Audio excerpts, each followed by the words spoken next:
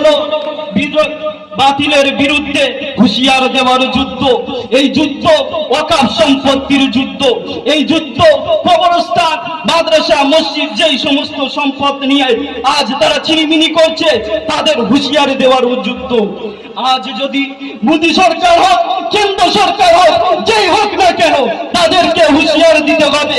তারা যদি আমাদের এই ওয়াকফ সম্পত্তির দিকে লুটপাট করতে চায়, তাদেরকে বলতে চায় তারা যেন আমাদের সাথে আগে যুদ্ধ করতে হবে। আমাদের রক্ত থাকতে আমরা কখনো এই ওয়াকফ সম্পত্তিকে লুটতে দেবো না। এই ওয়াকফ সম্পত্তি ওদের বাপের নয়, ওদের দাদারও নয়। এই ওয়াকফ সম্পত্তি যারা রেখে গিয়েছে, আল্লাহর রাস্তায় রেখে গিয়েছে, আজ ফি সাবিলিল্লাহ করে গিয়েছে।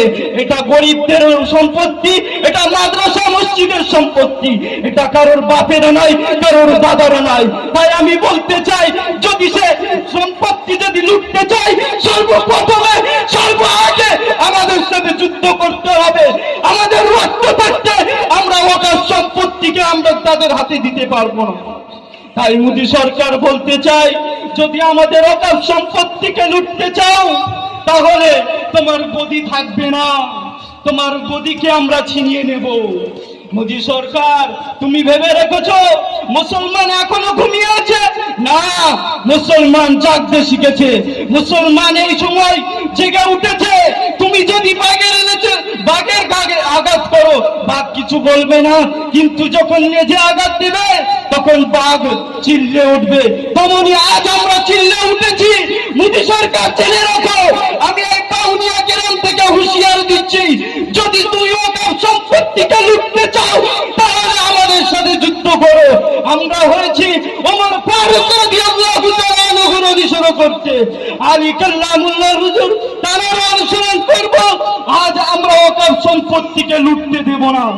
মুসলমান এখনো যদি ঘুমিয়ে থাকো, বিশ্ব নবী বলেছে যে বাতিলের বিরুদ্ধে যারা চুপ থাকে তাদের দলে হাত দিল। কিন্তু আজ আল্লাহ বললেন, যদি এই সম্পত্তি যদি আমরা যদি না উদ্ধার করতে পারি, আল্লাহ বলছেন যারা এই এতিম মিসকিনদের হক খায়, মসজিদের হক খায়, তারা আগুন খেয়েছে।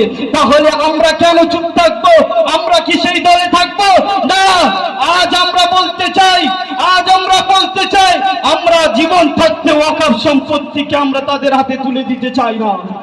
আজ আমি এই বাউনিয়া গ্রাম থেকে এই স্লোগান দিতে চাই, ওয়াকফ বাঁচাও, ইসলাম বাঁচাও, ওয়াকফ বাঁচাও, ঈমান বাঁচাও, ওয়াকফ বাঁচাও, মোদী সরকারকে হটাও। আমাদের ঈমানি